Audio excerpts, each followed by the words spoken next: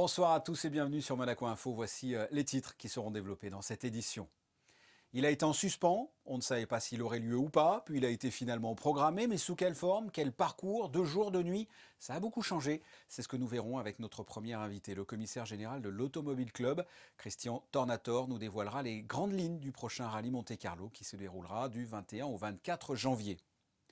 Nous avons testé les bûches pour vous à quelques heures du réveillon et je peux vous dire que les journalistes se sont battus dans la rédaction pour faire ce reportage et les heureux élus vous feront un tour d'horizon des bûches proposées cette année.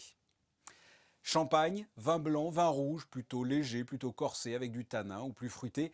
Quelles sont les bonnes associations entre les plats traditionnels de Noël et les vins que l'on peut déguster à table? Pour nous donner quelques conseils, nous serons avec le sommelier du Yacht Club de Monaco.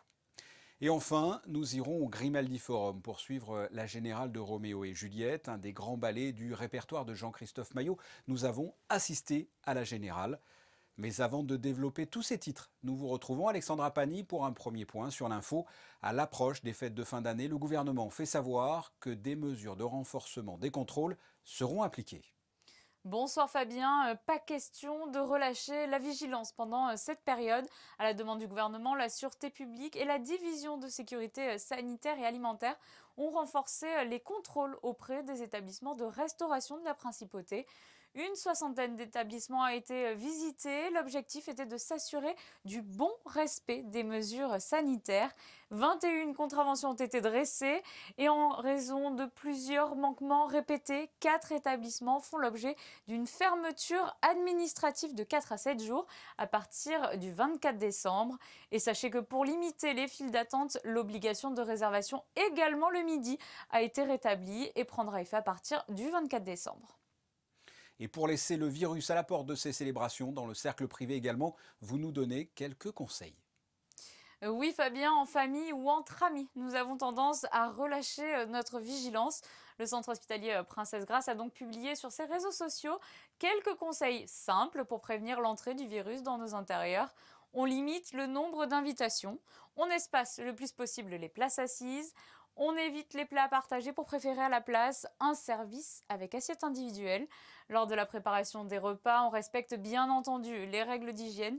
Pas question de goûter plusieurs fois le plat avec la même cuillère. Comme pour le reste du temps, on évite les embrassades. N'oubliez pas d'aérer régulièrement la pièce, 10 minutes toutes les heures. Les températures sont encore clémentes, alors on en profite. On ne perd pas son verre de vue. Pour cela, vous pouvez l'identifier pour éviter de le confondre avec celui du voisin. Et une fois les convives partis, place au grand ménage. On pense à tout bien désinfecter, sans oublier les poignées de porte. Et si vous voulez être rassuré, pensez à vous faire dépister avant de réveillonner. Merci pour ces conseils. On revient sur une belle initiative en cette période de fête. Noël n'est pas toujours synonyme de fête, Fabien, pour les personnes les plus isolées. La mairie organise donc chaque année une distribution de paniers repas gourmands aux aînés vivant seuls et loin de leur famille. Aux côtés des adjoints de la mairie, ce sont des collégiens et lycéens qui se sont mobilisés pour l'occasion. Un bel élan de solidarité à mettre à l'honneur.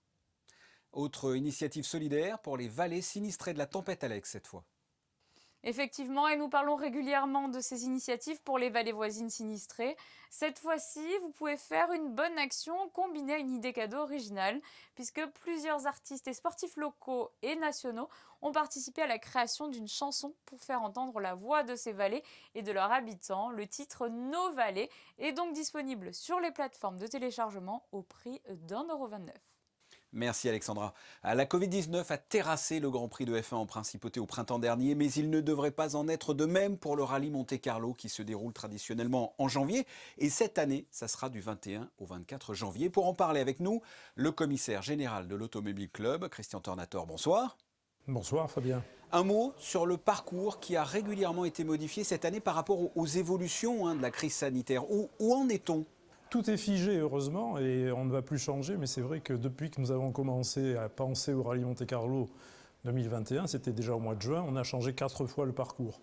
Plus les obligations de la crise sanitaire et l'instauration du couvre-feu, notamment en France, ont fait qu'on a supprimé quelques épreuves spéciales de nuit. Évidemment, la dernière mouture ne comprend plus que 280 km d'épreuves spéciales, ce qui fera peut-être le rallye Monte-Carlo le plus court de tous les temps. Quels seront les villes, les villages parcourus? Qu'est-ce que vous pouvez dire de cette édition, de cette 89e édition? Alors cette nouvelle édition, 89e, et c'est aussi d'ailleurs les 110 ans du Rallye Monte-Carlo, puisqu'il a été créé en 1911, se déroulera essentiellement sur le département des Hautes-Alpes, de la Drôme et des Alpes de Haute-Provence, ainsi que le dimanche, jour de la dernière étape et jour de la remise des prix, sur les Alpes-Maritimes. Les épreuves de la Drôme sont des épreuves qui sont à la fois anciennes comme Montauban-sur-Ouvèze ou nouvelles comme Chalancon-Gumiane. Donc on a essayé de mixer d'anciennes épreuves et de nouvelles épreuves qui devraient être spectaculaires. Mais à cause de la crise sanitaire et des décisions des autorités administratives françaises, puisqu'on dépend essentiellement de la France, puisqu'on roule à 99,9% sur le territoire français, il est question de ne pas autoriser le public à pénétrer sur les zones de déroulement des épreuves spéciales de vitesse. Donc déjà sur le parc d'assistance de Gap, le public était interdit. Oui. Mais également, je pense que si les conditions ne changent pas d'ici le 20 janvier, on sera un rallye à huis clos. Et comme si la Covid ne suffisait pas, il y a eu la tempête Alex qui a... Oui, bien sûr. Du coup, vous avez modifié aussi le parcours. Bien sûr. Jusqu'au mois de septembre, tout était figé. Et puis la tempête Alex est passée par là, ce qui fait qu'on a déplacé les épreuves qui allaient se dérouler dans les Alpes-Maritimes côté arrière-pays niçois et arrière-pays mentonais. Et on s'est reporté sur l'arrière-pays grassois, ce qui fait qu'on termine le rallye Monte-Carlo entre Puget-Théniers et La Penne, et puis la dernière spéciale qui sera aussi la Power Stage, entre Briançonnet, le col du Buis, le col des Félines et Entrevaux. Les inscriptions viennent d'être clôturées. Quels seront les participants? Les écuries principales, évidemment, sont là, puisque Toyota, Ford et Hyundai seront présents avec 3 voitures chacune, avec tous ceux que l'on connaît, que l'on attend, comme Ogier, Tanak, Neuville et Elfyn Evans, qui a failli être champion du monde en 2020. C'est en plus une édition qui lance le championnat du monde. C'est complexe d'être le premier rallye, de débuter le championnat du monde et surtout dans ces circonstances. C'est effectivement complexe. Habituellement, on essuie toujours les plâtres sur des nouvelles modifications de réglementation. Oui. Cette année, les modifications ont eu lieu auparavant, puisque depuis le rallye d'Estonie, il n'y a plus aucun contact entre les commissaires et les concurrents. Donc toutes les procédures ont été quelque peu modifiées. Et pour une fois, on n'essuiera pas les plâtres, donc on a pris connaissance des modifications bien avant. On s'est même déplacé sur le rallye de Monza pour voir comment se passaient, comment se déroulaient tous ces contrôles, contrôle horaire, contrôle de départ, contrôle d'arrivée, ainsi que le fonctionnement général des parcs et des assistances. Après l'annulation du Grand Prix de F1, vous êtes dans quel état d'esprit? Ça fait du bien de se rapprocher d'une compétition telle que le rallye. Ça a manqué? Oui, c'est vrai que ça nous a manqué. On n'a pas manqué de faire des préparations, mais on a fait tellement qu'on est un petit peu fatigué parce qu'on a dû changer, comme je vous l'ai dit en préambule, on a dû changer 4 fois le parcours. Et c'est vrai que sur la fin, on était un petit peu agacé parce qu'on n'en voyait plus la fin. Bon, maintenant, tout est en place et j'ose espérer que ça se passera bien. Je précise quand même que tous nos commissaires seront testés avant de partir sur les routes. Donc, il va y avoir 3 jours de tests qui seront dédiés en Principauté de Monaco pour contrôler que nos commissaires sont en bonne santé pour qu'ils puissent participer également. Il n'y a pas que les concurrents qui sont testés, mais il y a aussi tous les personnels qui sont sur la route. Mais écoutez, on va suivre ce rallye avec impatience du 21 au 24 janvier. Christian Tornator, merci et passez de bonnes fêtes. Merci également, bon Noël. Merci. Le réveillon de Noël, justement, c'est ce jeudi soir. Vous avez sûrement déjà trouvé la fameuse bûche pour le dessert. Si ce n'est pas le cas, je vous conseille de vous dépêcher. Néanmoins, pour les retardataires ou les indécis, restez attentifs au reportage qui va suivre. Les 2 gourmands, Ambre Stalder et Jean-Alexandre Dordet, les ont toutes goûtées pour vous. Elle peut être glacée, à la crème au beurre ou façon génoise, chocolatée, fruitée, pralinée et pourquoi pas au café. Cette année, la pandémie de Covid-19 n'empêchera pas les bûches de trôner sur vos tables de Noël à la fin du repas. Entre tradition, originalité et nouveauté, les pâtissiers ne manquent jamais d'idées. Nous avons notre bûche 3 chocolats qui est l'incontournable dessert de toute l'année. Mais après, il y a le citrus, c'est un citron vert et citron avec une base de meringue. Vous l'aurez compris, le chocolat reste une valeur sûre, mais la concurrence est rude depuis plusieurs années, avec les notes fruitées et acidulées. On essaye de faire des choses assez fraîches et on est plutôt un petit peu dans l'acidité à la fin du repas pour avoir quelque chose qui ne soit pas trop lourd, justement. C'est vrai que les repas sont en général très copieux, riches pendant les fêtes. Et donc on essaie d'arriver avec un dessert assez léger et voilà, avec de la fraîcheur pour pouvoir finir sur une bonne note. Si le chocolat et les fruits ne vous tentent pas de problème, on a trouvé une autre alternative. C'est une bûche Mont Blanc. Donc le Mont Blanc qui est un gâteau assez classique que beaucoup de personnes connaissent, qui est à base de meringue que l'on a ici, crème chantilly et crème de marron. La bûche de Noël, c'est l'un des desserts les plus importants de l'année. Alors pourquoi se limiter à une seule saveur quand on peut varier les plaisirs? Pour épater vos convives, surprenez-les avec des bûchettes. Mais cette année, on a fait du praliné avec une insertion au citron. Et nous avons fait une nouvelle bûche mousse à la framboise avec un compoté de framboise parfumé à la vanille. Ce sont notre dernière nouveauté de cette année. Un plaisir pour les yeux, un délice pour nos papilles. Côté budget, comptez en moyenne 45 € pour 6 personnes, de l'argent bien dépensé. Ne perdez pas patience, il ne reste plus que quelques heures avant de la déguster. Et la déguster, pourquoi pas, avec une coupe de champagne ou un bon vin. Et pour nous donner des conseils, nous sommes avec le sommelier du Yacht Club, Lionel Compan. Bonsoir. Bonsoir. Vous allez nous éclairer, quels sont les grands classiques, les inévitables selon vous, sur une table de réveillon? Écoutez, pour les fêtes de fin d'année, bien entendu, on va parler du champagne, Ouais. bien entendu, qui reste le côté festif. Donc je pense que débuter ces fêtes et ce réveillon de Noël avec une coupe de champagne en apéritif serait peut-être le meilleur des apéritifs pour réveiller les papilles gustatives pour la suite du repas. C'est pas mal, c'est pas mal. Après avoir eu quelques mauvaises expériences dans ma jeunesse, je me méfie mais terriblement des mélanges. Que peut-on faire et qu'est-ce que l'on ne peut surtout pas faire à ce niveau-là? Écoutez, après tout dépend, on peut très bien partir sur un vin blanc sur l'ensemble du repas, du style un vin blanc de Bourgogne, un grand chardonnay de Bourgogne qui puisse aller sur l'ensemble du repas, qui puisse aller vraiment avec l'acidité, la vivacité du chardonnay, et ensuite sur la viande qui est un petit peu de corps, de volume pour accompagner la volaille. Alors on va faire étape par étape, donc ça ce serait effectivement un vin blanc qui pourra aller pour l'ensemble du repas, mais étape par étape, je vais faire jeudi soir donc un repas de réveillon comme beaucoup de personnes. On commence par l'apéritif, qu'est-ce que vous me conseillez? Champagne, c'est ce que vous avez dit tout à l'heure? Tout à fait, je reste sur le champagne qui reste le meilleur des apéritifs, j'ai envie de vous dire, pour préparer les papilles gustatives justement avec ce côté effervescent pour le reste du dîner.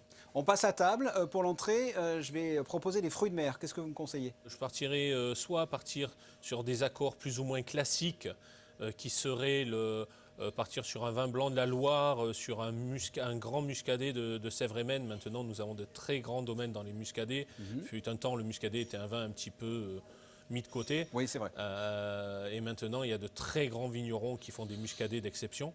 Donc, partir pourquoi pas sur un muscadet de Sèvres-et-Maine. Si on aime l'Alsace, pourquoi pas partir sur un grand Sylvaner ou un Riesling. Et ensuite, si on reste un peu plus classique en Bourgogne, partir sur un vin avec une belle minéralité, partir sur un Chablis premier cru par exemple, pour se faire plaisir. Le plat principal, j'hésite entre de la volaille et une viande rouge. Vous auriez un compromis, quelque chose qui pourrait faire l'affaire avec les deux? Si on veut trouver, je dirais, un équilibre entre les deux, je partirais peut-être plus sur la Bourgogne en rouge, sur du cépage Pinot Noir, ou partir sur un Savigny-les-Bonnes, sur ces pinots plutôt, je qualifierais plus ou moins légers, qui puissent aller aussi bien avec la viande blanche qu'aller sur une viande rouge qui tienne la route aussi. On passe au dessert, on revient sur du champagne? Alors on peut tout à fait faire la boucle, commencer et terminer par du champagne sur le dessert. Après, on peut également, pour les plus curieux et les plus courageux, j'ai envie de vous dire, de déguster un vin moelleux, parce que beaucoup de personnes aiment bien finir sur le côté douceur. Donc partir sur un Jurançon moelleux, un Pacherinck du Vic-Bilh. Ce sont des vins, ou peut-être même une vendange tardive d'Alsace sur un Gewürztraminer en vendange tardive. Une dernière question, un petit digestif. Alors moi, personnellement, je suis plutôt rhum, mais je ne suis pas contre une découverte. Qu'est-ce que vous me proposeriez en digestif? Tout dépend du dessert, mais pourquoi pas un vieux Calvados également. Voilà, pour rester sur le côté fruité. Ouais. Ou une poire William ou une Williamine du Valais en Suisse, ou une poire William d'Alsace. Bon, ce sera Calvados pour moi, vous m'avez convaincu. En tout cas, vous m'avez bien éclairé, Lionel Compan. Merci d'avoir répondu à mes questions. Merci à vous, c'était avec plaisir. Je vous souhaite d'excellentes fêtes en attendant. Également, merci bien. La compagnie des Ballets de Monte-Carlo s'est installée dans la salle des Princes du Grimaldi Forum jusqu'au 3 janvier pour y donner quelques-uns des grands ballets de leur répertoire, parmi lesquels Roméo et Juliette sur une musique de Prokofiev, chorégraphiée par Jean-Christophe Maillot, avec une représentation ce samedi 16h. José Sacré, Serge Prémont et Clélia Renaud ont assisté à la générale.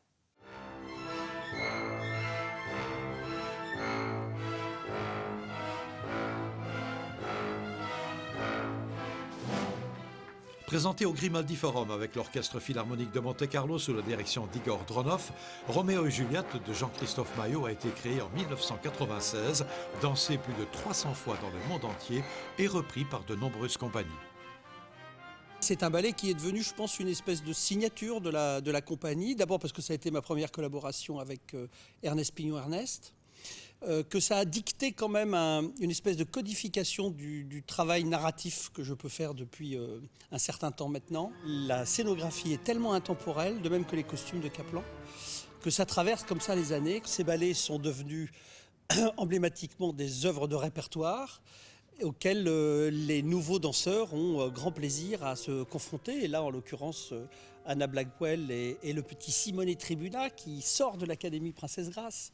Des fois, je culpabilise en me disant je vais représenter Roméo. Mais la salle est pleine.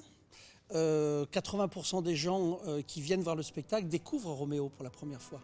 Et il ne faut jamais l'oublier, que cette fraîcheur du public nous autorise à conserver en répertoire des ballets qui ont un certain âge et qui, de par la jeunesse de ceux qui le dansent, et puis la fraîcheur du spectateur qui découvre pour la première fois et qui, à mon avis, a le sentiment de voir une œuvre nouvelle.